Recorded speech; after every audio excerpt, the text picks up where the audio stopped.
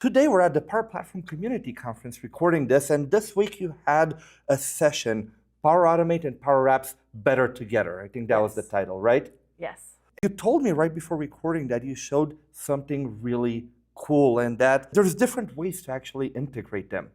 So what I want you to show me is everything about this, because usually I only do the Power Automate stuff. So I want to learn how people call it from Power Apps. Okay. Well, you may notice that when you're in Power Apps, you actually have a Power Automate little section in here that lets you integrate Power Apps and Power Automate. But my whole session was really about the concept of all the other ways really that you can use this integration without having to use that specific way.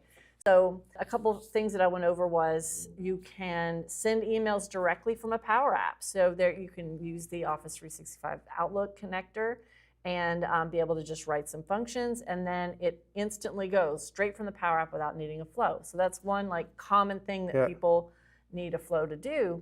Another thing is you can just use patching. So if you had a situation where you needed to, somebody fills out a form and you need it to not just submit that one form, but maybe you needed a couple of other things in other lists to get created automatically, you can just use patching from your Power App. So those are just common things that people might need to automate that, you can avoid using a flow altogether.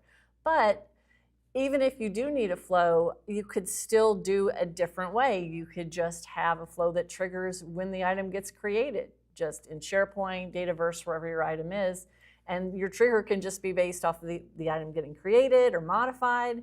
So yet again, you don't need to use this integration for kind of any of those scenarios. That's a big question I had in my workshop on Sunday. People asked me this exact scenario.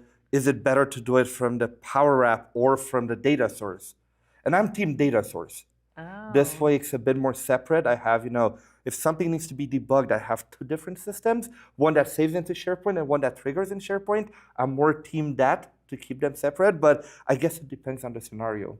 It definitely does. I like to try and keep it as simple as possible, so have less moving pieces. Okay. So in situations where I can just simply have a command that sends an email straight from the app, and that's really all that's needed. Something simple if you only like have that. one action, absolutely. Yeah.